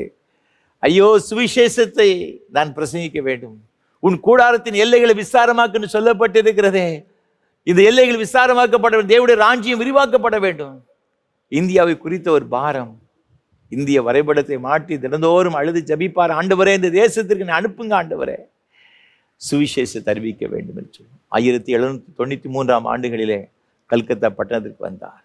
பல பாடுகள், பல உபத்திரவங்கள். அவருடைய மகன் மரித்து போனார். அவருடைய மனைவி மனநலம் சரியில்லாமல் பாதிக்கப்பட்டார். ஏராளமான உபத்திரவங்கள், ஏராளமான போராட்டங்கள், ஏராளமான பிரச்சனைகளை அவர் சந்தித்தார். அதற்கு மத்தியிலும் கூட 6 மொழிகளிலே வேதாமத்தை மொழிபெயர்த்தார். 23 மொழிகளிலே புதிய ஏற்பாட்டை மொழிபெயர்த்தார்.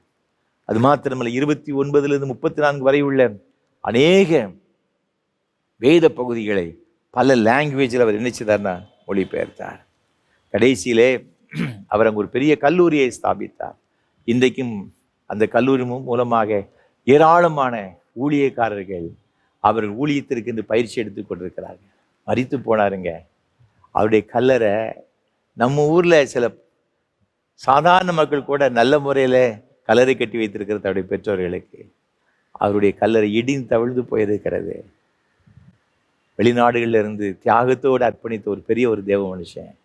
அவர் மரிக்கும்போது அவர் சொன்னாராம், நான் மரித்த பிறகு இந்த வில்லியம் கேரியை பற்றி பேசாதீங்க, வில்லியம் கேரியுடைய இரட்சகரை பற்றி, இயேசுவை பற்றி பேசுகிறது சொன்னாங்களா.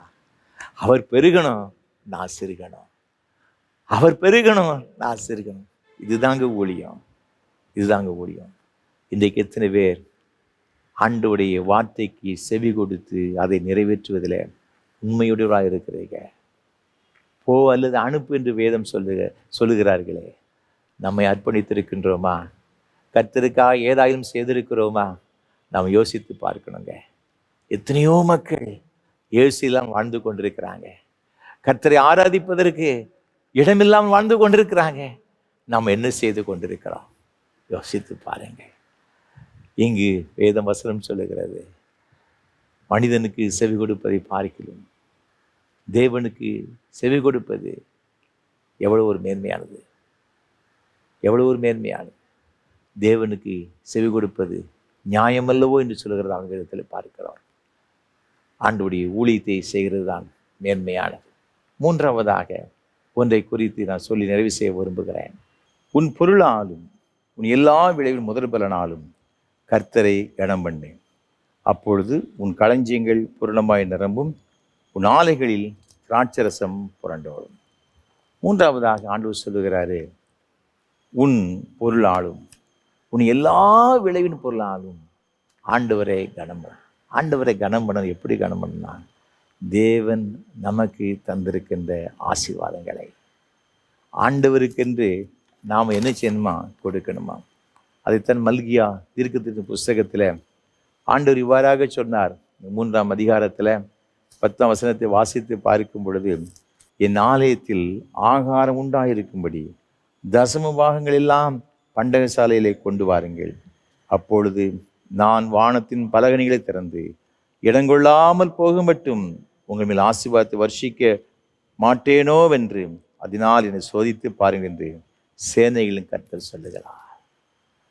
என்னுடைய ஆலயத்தில் ஆகாரம் உண்டாயிருக்கும்படியாக நீங்கள் தசம காணிக்கைகள் எல்லாம் கொண்டு வாருங்கள். இது ஜனங்கள் என்ன செய்தாங்கன்னு பார்த்தீங்கன்னா, சிவ ஜனங்கள், நீங்கள் 1ஆம் அதிகாரம் 2ஆம் அதிகாரம் 3ஆம் அதிகாரம் முழுவதும் வாசித்து பார்க்கும் பொழுது, அதனால தான் ஆண்டவர் சொல்றாரு, நான் பிதாவானால் எனக்கு கொடுக்கிற கனம் எங்கே என்று கேட்கின்றார். இவர்கள் நசல் கொண்டதையும் மோசமானதையும் ஆண்டவருக்கு என்று காணிக்கை செலுத்த ஆரம்பித்து விட்டார்கள். நலமானது தங்களுக்குன்னு வைத்துக் கொண்டார்கள். ஆகவே தான் ஆண்டவருக்கு இவள் மீது அதிகமான வருத்தம், கோபம். அதனால தான் அவர் நான் பிதாவானால் எனக்கு கொடுக்கிற கனம் எங்கே? ஆண்டவருடைய காணிக்கையை மிக அற்பமாக எண்ணினார்கள். அவர் சொல்லார், என் ஆலயத்தில் ஆகாரம் உண்டாயிருக்கும்படி ஒரு தசம காணிக்கையெல்லாம் கொண்டு வாருங்க. வானத்தின் பலகணிகள் திறந்து இடங்கொள்ளாமல் போக மட்டும் உன்னை ஆசீர்வதிப்பேனோ மாட்டேனோ என்று சோதித்து பாருன்னு சொல்லுகிறார். ஆண்டவர் இந்த தாவீதை ஆசீர்வதித்தார் என்று சொன்னால் அது சும்மா இல்லைங்க. அவனுக்குள்ளாக இருந்த ஒரு பெரிய ஒரு ஆசை என்னன்னு பார்த்தீங்கன்னா, ஆண்டவருக்கு எவ்வளவு கொடுக்கணுமோ, மேன்மையை கொடுக்கணுமோ அந்த அளவிற்கு மேன்மையானதை செய்தான். நான் வேதத்தை வாசித்து ரொம்ப ஆச்சரியம் அடைந்தேன். நீங்கள் 1 நாளாம் புஸ்தகத்தில் 22ஆம் அதிகாரத்தை வாசித்து பார்க்கும் பொழுது, கர்த்தருடைய ஆலயத்தை கட்டுவதற்கு தாவீதுக்கு ஒரு வாய்ப்பு கிடைக்கல. உன் குமாரனாகிய சாலமோன் தான் கட்டுவான் அப்படின்னு ஆண்டு சொன்னார். ஆனால் அவன் என்ன செய்தான் பாருங்க. சாலமோன் கட்டுவான்னு சொல்லிட்டு நீங்கள் சும்மா இருக்கல, பார்த்துக்கிடுங்க. அந்த 1 நாளாம் 22ஆம் அதிகாரம் 14ஆம் வசனம் சொல்லுகிறது, நான் என் சிறுமையிலே கர்த்தருடைய ஆலயத்திற்காக 1,00,000 தாலந்து பொன்னையும் 10,00,000 தாலந்து வெள்ளியையும் நிறுத்த முடியாத திரளான வெண்கலத்தையும் இரும்பையும் சவதரித்தும் மரங்களையும் கற்களையும் சவதரித்தும் வைத்தேன். நீ இன்னும் அவைகளுக்கு அதிகமாய் சவதரிப்பாய். அவன் சொல்றான், என்னால எவ்வளவு மேக்சிமம் முடியுமோ என் சிறுமையிலே கர்த்தருடைய ஆலயத்திற்காக 1,00,000 தாலந்து பொண்ணு. அப்படியே எவ்வளவு அதிகமான தங்கம் பார்த்துக்கிறேன். தங்கம், வெள்ளி, எண்ணி முடியாத அளவிற்கு வெண்கலம் எல்லாம் சம்பாதித்து வைத்தது மாத்திரமல்ல, அதற்காக சேமித்து வச்சது மாத்திரமல்ல. நீங்கள் தொடர்ந்து நீங்கள் வாசித்து பார்த்தீங்கன்னா 1 29ஆம் அதிகாரத்தில் 3ஆம் வசனம் சொல்லுகிறது, இன்னும் என் தேவனுடைய ஆலயத்தின் மேல் நான் வைத்திருக்கிற வாஞ்சையினால் பரிசுத்த ஆலயத்துக்காக நான் சவதரித்த அனைத்தையும் தவிர எனக்கு சொந்தமான பொன்னையும் வெள்ளியையும் என் தேவனுடைய ஆலயத்திற்கென்று கொடுக்கிறேன் என்று சொல்லி அவன் ஏராளமான வெள்ளியையும் பொன்னையும் கொடுத்தான். இன்னொரு வசனம் சொல்கிறது பாருங்க, 1 நாளாம் 22ஆம் அதிகாரத்தில் 3ஆம் வசனத்தை பாருங்க, தாவீது வாசல்களின் கதவுகளுக்கு வேண்டிய ஆணிகளுக்கும் கீழ்களுக்கும் மிகுதியான இரும்பையும் நிறுத்த முடியாத ஏராளமான வெண்கலத்தை நினைச்சுதாங்கன்னா சேமிச்சு வைக்கிறான். அந்த கதவுக்கு போடுற அந்த ஆணி இருக்கு பார்த்தீங்களா, அந்த கீழ் வைக்கிறோம் பார்த்தீங்களா, அதுக்கு வேண்டிய இரும்பு முதற்கொண்டு வெண்கலம் முதற்கொண்டு சேமிச்சு வச்சானா. அப்படி சின்ன சின்ன காரியத்தை கூட இவன் எவ்வளவு ஒரு கண்ணும் கருத்துமா இவன் பார்த்து வச்சிருக்கிறான் பாருங்க. அது சொல்லி என் ஆண்டவருடைய ஆலயத்தின் வைத்திருக்கிற வாஞ்சையினால். நீங்கள் அந்த 29ஆம் அதிகாரத்தை தொடர்ந்து வாசித்து பார்க்கும் பொழுது ஜனங்களை பார்த்து சொல்ல, நீங்கள் அப்படி செய்யுங்க. ஜனங்கள் எல்லாரும் மன உற்சாகத்தோடு உத்தம இருதயத்தோடு கூட கர்த்தருக்கு காணிக்கை படைத்தார்களாம். ஒரு சின்ன ஒரு காரியமாக இருந்தால் அதற்கு அவன் முக்கியத்துவம் கொடுத்தேன். அதனால தாங்க கர்த்தர் இந்த தாவீதை பார்த்து சொல்ல, என் இருதயத்திற்கு ஏற்றவன் என் தாசன். இன்றைக்கு நாம் உத்தம இருதயத்தோடு கூட மன உற்சாகத்தோடு கூட கர்த்தருக்கென்று கொடுக்கின்றோமா?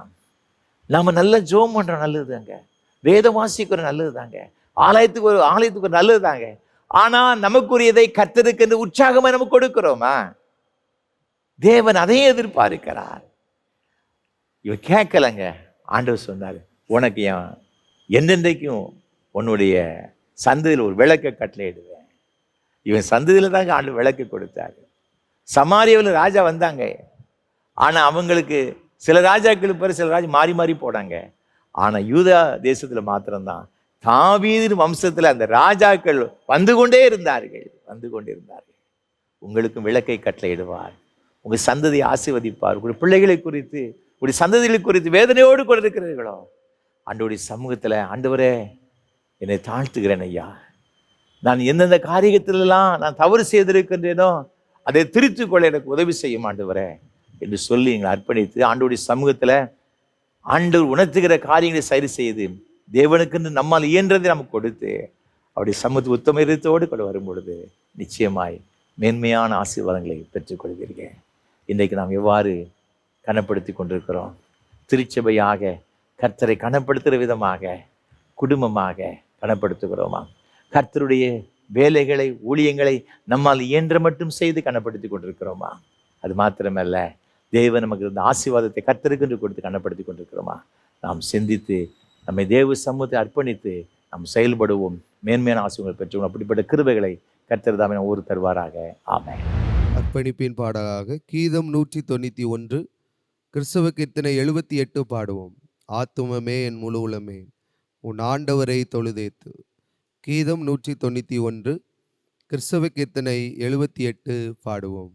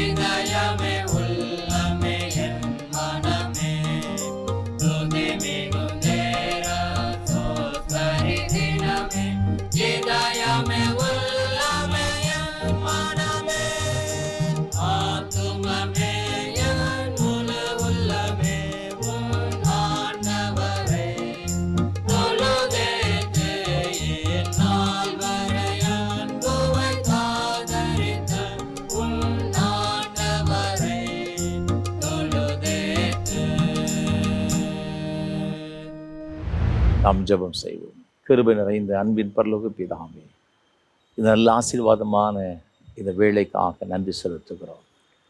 திருச்சபையாக நாங்கள் எவ்வாறு கனப்படுத்த வேண்டும் என்று எங்களோடு கூட பேசி நம்முடைய வார்த்தைகளுக்காய் ஸ்தோத்திரம். நாங்கள் சரி செய்ய வேண்டிய காரியங்களிலே நாங்கள் சரி செய்யவும், திருத்த வேண்டிய காரியம் திருத்திக் கொள்ளவும் நீர் எங்களுக்கு உதவி செய்யுங்கப்பா. குடும்பமாக சேவிப்பதற்கு உதவி செய்யுங்கப்பா. அநேக குடும்பங்களில் ஆண்டவரே பெற்றோர்கள் மாத்திரம் கர்த்தரை ஆராதிக்க வருகிறாங்க. பிள்ளைகளை அழைத்தால் ஆண்டவரே பல சாக்கு போக்குகளை சொல்லி வேதனைப்படுத்துகிற நிறைய பிள்ளைகளும் உண்டு சுவாமி. வேதனையோடு கொடுக்கிற பெற்றோரும் உண்டு தகப்பனே.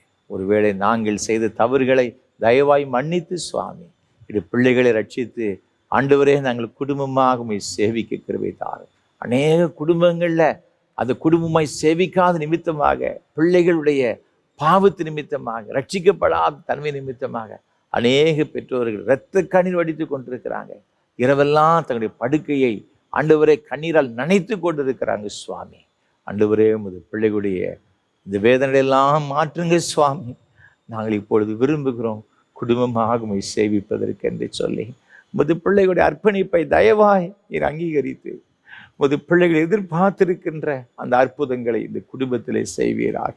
ரட்சிக்கப்படாத கணவன், ரட்சிக்கப்படாத மனைவி, ரட்சிக்கப்படாத பிள்ளைகள் மூலமாக குடும்பங்கள் வேதனைப்பட்டு சிதறப்பட்டு கொண்டிருக்கிறது, உடைந்து போன ஒரு சூழலை அப்பா, இதையெல்லாம் கர்த்தர் மாற்றுவீராக. எங்களுடைய குடும்பங்கள் யோசுவாவின் குடும்பத்தை போலுமை சேவித்து உடைய உன்னதமான ஆசீர்வாதங்களை பெற்றுக்கொள்வதற்கு ஆண்டவர் உதவி செய்ய வேண்டும் என்று நாங்கள் ஜெபிக்கிறோம் அப்பா. தகப்பனே, என்னென்ன தேவைகளோடு உமது பிள்ளைகள் இருக்கிறார்கள், எல்லா தேவைகளும் சந்திப்பீராக. பிரிந்து போன குடும்பங்கள் எல்லாம் ஒன்று சேர்ப்பீராக சுவாமி, ஒன்று சேர்ப்பீராக. எங்கள் குடும்பத்தில் கர்த்தருடைய சமாதானம் பெருகட்டும் நாங்கள் ஜெபிக்கின்றோம். நீங்கள் தந்த கற்பத்தின் கனிகளை ஆசீர்வதிங்கப்பா. எங்கள் பிள்ளைகளுக்கு ஏற்ற வளர்ச்சியை கொடுங்கப்பா. படிக்கிற பிள்ளைகளுக்கு ஞானத்தை கொடுங்க. உயர் கல்விக்கு காத்திருக்கிற பிள்ளைகளுக்கு உயர் கல்வியை கர்த்தர் கொடுக்கும்படி நாங்கள் ஜெபிக்கிறோம் சுவாமி. மருத்துவ அன்று படிப்பிற்காக எங்களுடைய பிள்ளைகள் நீட் எக்ஸாம் எழுதியிருக்கிறாங்க சுவாமி. என்னுடைய பிள்ளைகள் விரும்புகிற ஆண்டவரே அந்த கல்லூரி படிப்பதற்கு, மெரிட்ல படிப்பதற்கு வேண்டிய எல்லா கிருபைகளையும் கொடுத்து கர்த்தர் ஆசீர்வதிப்பீராக. அதே போல என்னென்ன உயர் கல்விக்காக எங்களுடைய பிள்ளைகள் பிரயாசப்படுகிறார்களோ எல்லாவற்றையும் கர்த்தர் ஆசீர்வாதமாக்கி தாங்க.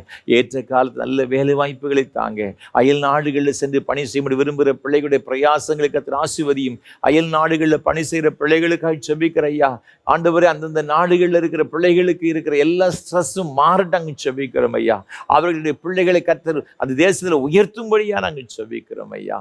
தகப்பனே, உமக்கு ஸ்தோத்திரம் ஐயா, நன்றி செலுத்துகிறோம். திருமணத்திற்கு காத்திருக்கிற சகோதர சகோதரிகளுக்காக நாங்கள் ஜெபிக்கிறோம் ஐயா. ஏற்ற காலத்தில் குடும்பத்தில் நல்ல நடைபெற உதவி செய்யுங்க. திருமண தடைகளெல்லாம் இயேசுவின் நாமத்தில் விலகிட்டு நாங்கள் ஜெபிக்கிறோம். பல மாதங்களை, ஆண்டுகளை காத்திருக்கிற பிள்ளைகளுக்கு ஜெபிக்கிறோம் ஐயா. எப்படியாலும் இந்த மாதத்தில் ஒரு அற்புதம் நடக்கட்டும் நாங்கள் ஜெபிக்கிறோம் சுவாமி. இந்த பிள்ளையுடைய வாழ்க்கையில் அற்புதம் நடப்பதாக. குழந்தை செல்வங்களுக்காய் பல வருடங்களை காத்திருக்கிற தம்பதிகளுக்காய் ஜெபிக்கிறோம் ஐயா. இவருடைய எல்லா விதமான வேதனைகளையும் துக்கங்களை கர்த்தர் மாற்றுவீராக. அந்நாளை நினைத்தருள் ஆண்டவர் ஒரு பிள்ளைகளை நினைத்தருளுவீராக. கற்பத்தின் கனியை கொடுத்து ஆசீர்வதிங்கப்பா. பேறுகாலம் இருக்கிற பிள்ளைகளுக்காய் ஜெபிக்கிறோம். கற்பத்தின் போன்றபடி சுக பிரசவத்தை கர்த்தர் கட்டளையிடும்படி ஜெபிக்கிறோம். வயதான இருக்கிறமையான பெற்றோர்களுக்காய் ஜெபிக்கிறேன் ஐயா. எனக்கு யாருமே ஆதரவில்லை சொல்ல கலங்குகின்ற பெற்றோர் உண்டு சுவாமி. ஆண்டவர் பலவீனமாக இருக்கிற உண்டு அப்பா. நீங்க உமது பிள்ளையுடைய கரங்களை பிடித்து ஆண்டவர் நடத்தும்படியாய் ஜெபிக்கிறோம். நான் உன்னோடு கூட இருக்கிறேன், நான் உன்னை விட்டு விலகுவதும் இல்லை, உன்னை கைவிடுவதும் இல்லை சொன்ன ஆண்டவர் ஐயா. உமது பிள்ளைகளை விட்டு விலகாதபடி, கைவிடாதபடி காத்துக்கொள்ளுங்கப்பா. நல்ல ஆரோக்கியத்தோடு கூட வாழ நீங்க உதவி செய்ய வேண்டும் நாங்கள் ஜெபிக்கிறோம் ஐயா. நல்ல சுகத்தையும் பலத்தையும் நீடித்து சுக வாழ்வையும் அருமையான பெற்றோர்களுக்கு கொடுத்து கர்த்தர் நடத்தும்படியாக நாங்கள் ஜெபிக்கிறோம் ஐயா. நீங்க அவ்வாறு செய்கிற தயவுக்காக உமக்கு ஸ்தோத்திரம். பலவீனமாக இருக்கிறவர்களுக்காக ஜெபிக்கிறோம் ஐயா. மருத்துவமனை சிகிச்சை பெற்றுக் கொண்டு வருகிற பிள்ளைகளுக்காக ஜெபிக்கிறோம் ஐயா. கர்த்தருடைய சுகமளிக்கிற வல்லமை முது பிள்ளைகள் இறங்குவதாக. முது பிள்ளைகளை பயமுறுத்துகிற எல்லா பலவீனங்களும் இயேசுவின் நாமத்தில் ஒன்றுமில்லாமல் போகட்டாங்க ஜெபிக்கிறோம். உச்சந்தலை உள்ளங்கால் வரை கர்த்தருடைய சுகமளிக்கிற வல்லமை இறங்குவதாக. அவருடைய தலை பகுதிகளுக்குள்ளாக, இருதயத்திற்குள்ளாக, நுரையீரலுக்குள்ளாக, கால்களுக்குள்ளாக இறங்கட்டாங்க ஜெபிக்கிறோம் ஐயா. எல்லா ஆண்டவர் பாதிக்கப்பட்ட பகுதிகளும் ஒரு புதிய பலன் உண்டாகட்டும் இயேசுவின் நாமத்தில் நாங்கள் ஜெபிக்கிறோம். முது பிள்ளைகளையும் அவ்வாறு ஆசீர்வதிக்கிற தயவுக்கு ஸ்தோத்திரம். முது பிள்ளைகளுடைய கையிலும் பிரயாசங்களில் விசேஷித்த ஆசீர்வாதங்களை, நன்மைகளை கர்த்தர் கட்டளையிடும்படி ஜெபிக்கிறோம். ஏழைகள், எளியவர்கள், திக்கற்ற அனாதைகள், விதவைகள், கைவிடப்பட்ட ஒவ்வொருவருக்காக ஜெபிக்கிறோம். ஒவ்வொருடைய கண்ணீரையும் கர்த்தர் பார்த்து அற்புதமான ஆண்டவரை விடுதலையை கொடுத்து அவருடைய தேவைகளை கர்த்தர் சந்தித்து ஆசீர்வதிக்கும்படி ஜெபிக்கிறோம். தொழில் செய்கிற பிள்ளைகளுக்கு ஜெபிக்கிறோம். தொழிலில் ஒரு பெரிய ஆசீர்வாதத்தை கொடுத்து கர்த்தர் நடத்தும்படியை ஜெபிக்கிறோம். கடன் பிரச்சனைகள் எல்லாம் கர்த்தர் மாற்றுவீராக சுவாமி. வீடு வேண்டும் என்று சொல்லி அவளோடு கூட எதிர்பார்த்திருக்கிற பிள்ளைகளுக்கு ஜெபிக்கிறோம் ஐயா. அந்த காரியத்தில் இருக்கிற எல்லா தடைகளும் இயேசுவின் நாமத்தில் விலகட்டும் நாங்கள் ஜெபிக்கிறோம். முது பிள்ளைகளுடைய எல்லா தேவைகளை கர்த்து சந்தித்து நீங்க ஆசீர்வதிக்கும்படி ஜெபிக்கிறோம். இந்த ஊழியத்திற்காக பல வகையில் உதவி செய்கிற எல்லா கர்த்தருடைய பிள்ளைகளுக்காக ஜெபிக்கிறோம். அவருடைய குடும்பங்களுக்காக ஜெபிக்கிறோம். ஒவ்வொருவரையும் ஆசீர்வதியும். இந்த ஆராதனையில் பங்கு பெற்றிருக்கின்ற ஒவ்வொருவருக்காக ஜெபிக்கிறோம். ஒவ்வொருவரையும் நீங்க ஆசீர்வதிக்க வேண்டும் நாங்கள் ஜெபிக்கிறோம் ஐயா. விசேஷமாக இந்த ஆராதனை வேளை தாங்க முன் வந்திருக்கின்ற நாசரத்தை சார்ந்த அருமையான உமது பிள்ளைகளுக்காக நன்றி செலுத்துகிறோம் சுவாமி. அருமையான உமது பிள்ளைகள் அன்பு சகோதரி பெஞ்சமின் அவர்களுக்காக, அவருடைய துணைவியார் ஜூலியட் பெஞ்சமின் அவர்களுக்காக நன்றி செலுத்துகிறோம் ஐயா. அருமையான உமது பிள்ளைகளை கர்த்தர் ஆசீர்வதிப்பீராக. அருமையான வயோதிப அம்மாவுக்காக, மெர்சி ரவிவாளன் அம்மா அவர்களுக்காக ஸ்தோத்திரம் செலுத்துகிறோம். ஒவ்வொருவரையும் எடுக்கிறவர்கள் நிரப்புங்க ஐயா. இந்த வயதான காலத்துக்கு கர்த்தருடைய கிருபை அதிகமான அம்மாவை அதிகமாய் தாங்கும்படி பலப்படுத்தும் நாங்கள் ஜெபிக்கிறோம். விசேஷமாக இந்த நாளிலும் தன்னுடைய பிறந்த நாளை கொண்டாடுகிற அருமையான சகோதரி ஜூலியட் பெஞ்சமின் சகோதரிக்காக நாங்கள் ஜெபிக்கிறோம் சுவாமி. வருஷத்தை நன்மையினால் முடிசூடு ஆண்டவர் இந்த புதிய ஆண்டு நன்மையினால் நிரப்பப்பட்ட ஒரு ஆண்டை காணப்பட கிருபை தருவீராக. அவர் எதிர்பார்த்திருக்கிற எல்லா நன்மையினால் நிரப்புங்க. நல்ல சுகத்தையும் பலத்தையும் நீடித்த சுகவாழ்வு கொடுத்து கர்த்தர் வழிநடத்தும்படி நாங்கள் ஜெபிக்கிறோம். நீங்க அவ்வாறு செய்த தயவுக்காக கோடா கோடி ஸ்தோத்திரம். தேவ பிரசனம், தேவ கிருபை பாதுகாப்பும் அருமையான குடும்பத்தோடும் அருமையான அம்மாவோடும் அனைத்து பிள்ளைகளோடு கூட எப்போது நிலைத்திற்கு அனுகிரகம் செய்யும். ஆசீர்வதியும் ஒரு நாமத்தை மகிமைப்படுத்தும். இயேசு கிறிஸ்துவின் மூலம் ஜெபிக்கிறோம் பரிசுத்த பிதாவே.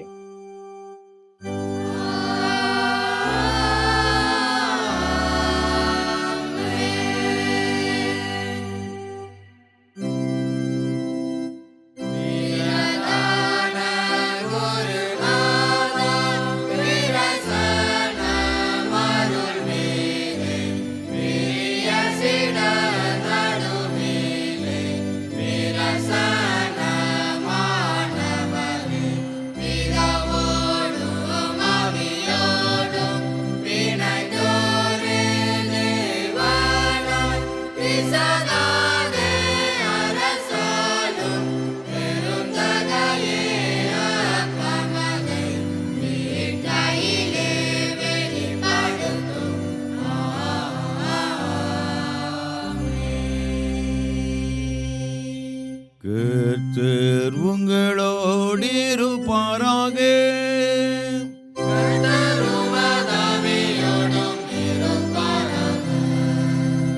உங்கள் இதயத்தை உயர்த்திடுங்கள்.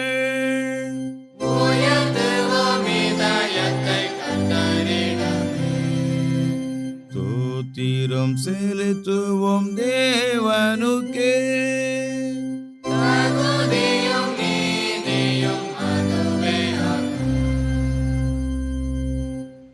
கர்த்தாவே, பரிசுத்த பிதாவே, சர்வ வல்லமையுள்ள நித்திய தேவனே, நாங்கள் எக்காலத்திலும் எவ்விடத்திலும் உமக்கு தோத்திரம் செலுத்துகிறது தகுதியும் நீதி எங்கள் விசேஷித்த கடமையுமாயிருக்கிறது.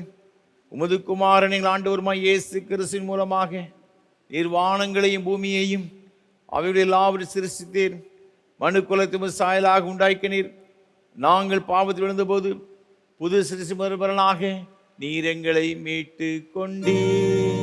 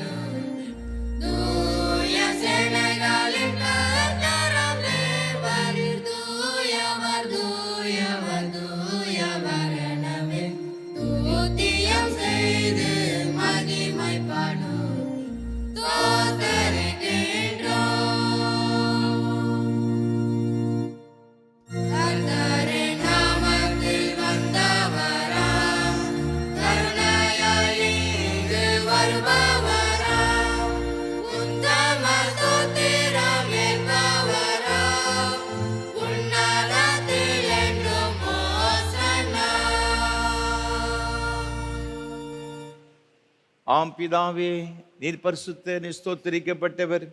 தேவர் மனது உருக்கமாக அன்பு கூர்ந்து ஒரு ஒரே பேரான குமாரனாகிய இயேசு கிறிஸ்து எங்கள் தன்மை தரித்துக் கொள்ளவும் சிலுவையில் மரித்து எங்களை மீட்டுக் கொள்ளவும் அவரை தந்திருந்தீரே.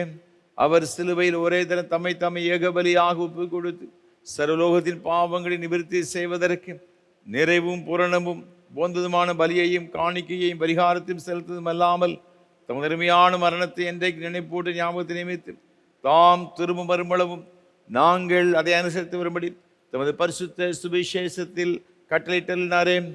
இயேசு தாம் காட்டி கொடுக்கப்பட்ட ராத்திரியிலே அப்பத்தை எடுத்து ஸ்தோத்திரம் பண்ணி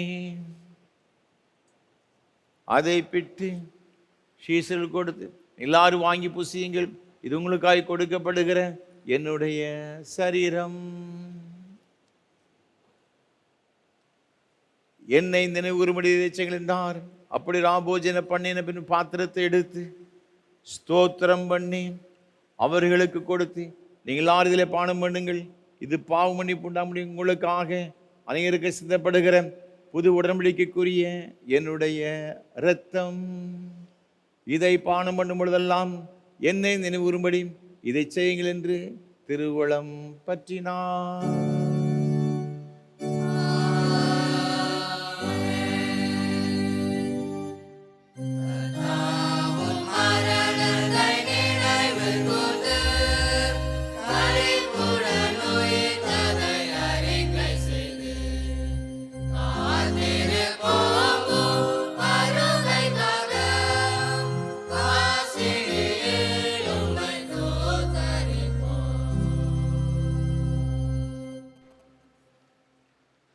ஆதலால் பிதாவே, முதுகுமாரனாகிய எங்கள் ஆண்டவரின் அருமையான பாடுகளையும் மரணத்தையும் மகிமையான உயிர்த்தெழுதலையும் பரமேறுதலை நினைவு கூர்ந்து முதடியார்களாகிய நாங்கள் அவருடைய கட்டளையின்படி அவர் வருகை எதிர்நோக்கிறவர்களாக இதை செய்கிறோம்.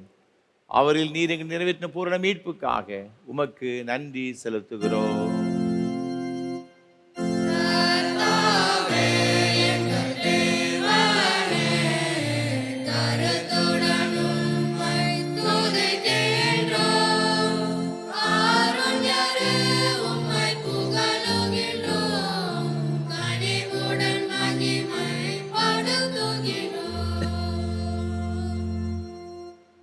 இரக்கமுள்ள பிதாவே, நாங்கள் பிடிக்கிற அப்பம் கிறிஸ்துவனுடைய சரீரத்தின் ஐக்கியமாயும் நாங்கள் ஆசீர்வதிக்கிற பாத்திரம் கிறிஸ்துவ இரத்தத்தின் ஐக்கியமாய் இருக்கும்படி எங்களையும் நீரே தந்த இந்த அப்பத்தையும் திராட்சை ரசத்தையும் ஒரு பரிசுத்தாவினால் பரிசுத்தப்படுத்த வேண்டும் என்று மிகுந்த தாழ்மையோடு பிரார்த்திக்கிறோம்.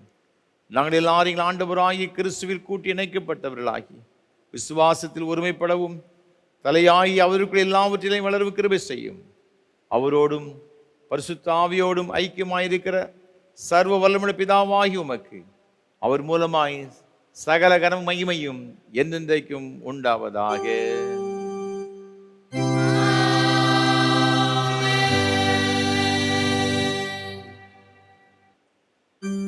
மறுமண்டலங்கள் இருக்கிற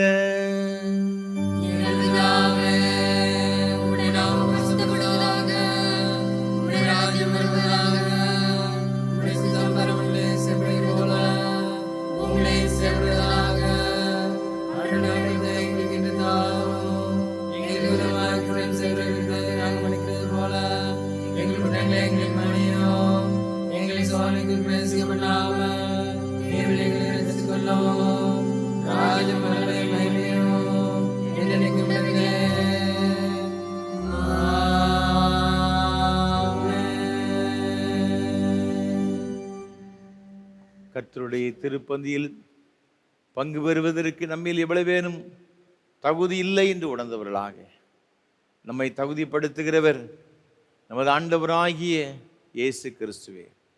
அவருடைய சமூகத்திலே பணிவாய் முழங்கால் படியிட்டு நம்மை நாமே அவருடைய சமூகத்தில் ஒப்பு கொடுத்து நம்ம எல்லாரும் சேர்ந்து கர்த்தரை தகுதிப்படுத்தும்படி பரிசுத்தப்படுத்தும்படியாக தாழ்மையின் விண்ணப்பத்தை ஏறெடுப்போம். இரக்கமுள்ள கர்த்தாவே, இரக்கமுள்ள கர்த்தாவே, எங்கள் சுயநீதியை நம்பி நாங்கள் உடைய பந்தியில் சேர துணியாமல் தேவருடைய அளவற்ற இரக்கத்தை நம்பி சேர்கிறோம். உடைய மேஜையின் கீழ் விழும் துணிக்கைகளையும் பொறுக்கிக் கொள்ள நாங்கள் பாத்திரல்ல. ஆனாலும் தேவரீர் எப்பொழுதும் எனக்கு செயல் அச்சனும் மாறாத ஆண்டவராயிருக்கிறீர்.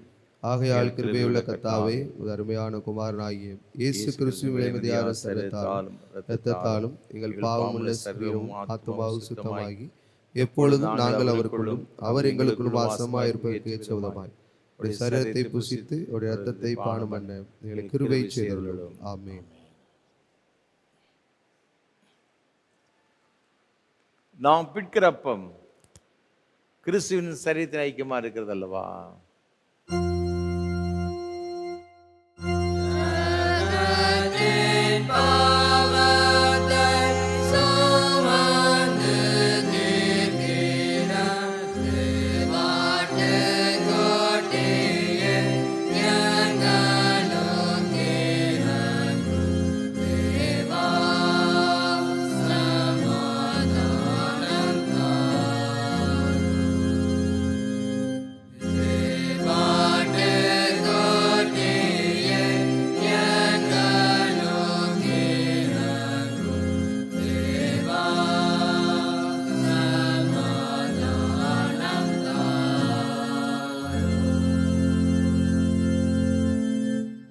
ஜெபம் பண்ண கடவோம். கிறிஸ்துவின் சரீரமும் இரத்தமுமாய் சாக்கிரமந்தை விசுவாசத்தினால் பெற்றுக்கொண்டவர்களாய் நாம் அவருக்கு தோத்திரம் செலுத்துவோமாக. சேர்ந்து சொல்லுவோம். சர்வ வல்லமுள்ள கடவுளே, சர்வ வல்லமுள்ள கடவுளே, பரமபிதாவே, நேசகுமாரனும் எங்கள் ஆண்டவருமாகிய இயேசு கிறிஸ்துவுக்குள் எங்களை உமது பிள்ளைகளாக ஏற்றுக்கொண்டு அவருடைய விலைமதியாத திருச்சரீரமும் இரத்தமுமாகிய ஞான ஆகாரத்தால் எங்களை திருப்தியாக்கிறீர். எங்கள் பாவங்களை மன்னித்து என்றுமுள்ள வாழ்வை எங்களுக்கு வாக்கு பண்ணியிருக்கிறீர். அளவிடப்படாத இந்த நன்மைகளுக்காக உம்மை சோத்தரிக்கிறோம். சரீரமும் ஆத்துமாவுமாகிய எங்களை தூய உயிருள்ள வழியாக உமக்கு படைக்கிறோம். இதுவே நாங்கள் செய்யும் உள்ளார்ந்த வழிபாடு. நாங்கள் இந்த உலகத்தின் போக்கின்படி ஒழுகாமல் கடவுளின் திரு உளம் எது என தேர்ந்தெடுக்க எங்கள் உள்ளம் புதுப்பிக்கப்பட்டு மாற்றமடைய அருள் புரிவீராக. கடைசியில் நாங்கள் உமது இறைமக்கள் அனைவரோடும் உமது என்றுமுள்ள அரசின் மகிழ்ச்சியை பெறத்தக்கதாக இவ்வுலகில் உமக்கு கீழ்ப்படிந்து நடக்க எங்களுக்கு அருள் புரியும். உம்மோடும் தூய ஆவியானவரோடும் ஒரே கடவுளாய் என்றென்றும் வீற்றிருந்து ஆளுகை செய்யும் எங்கள் ஆண்டவர் இயேசு கிறிஸ்து மூலமாய் வேண்டிக் கொள்கிறோம்.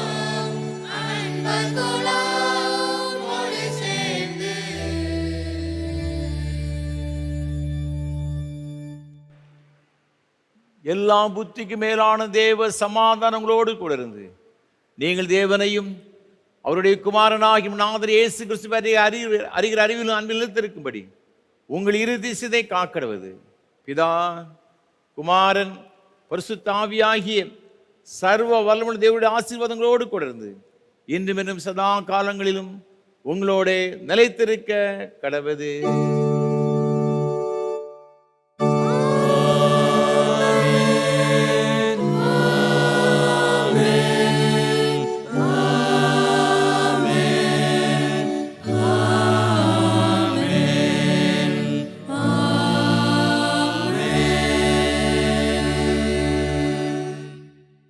நிறைவு கீதமாக பாமாலை மங்கள கவிகள் 1 பாடுவோம்.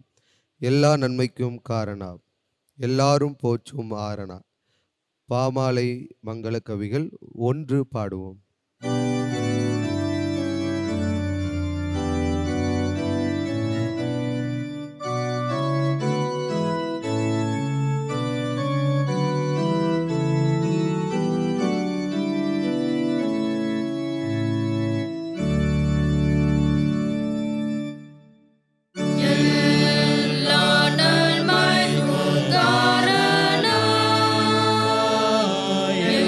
எல்லாரும் போற்றும்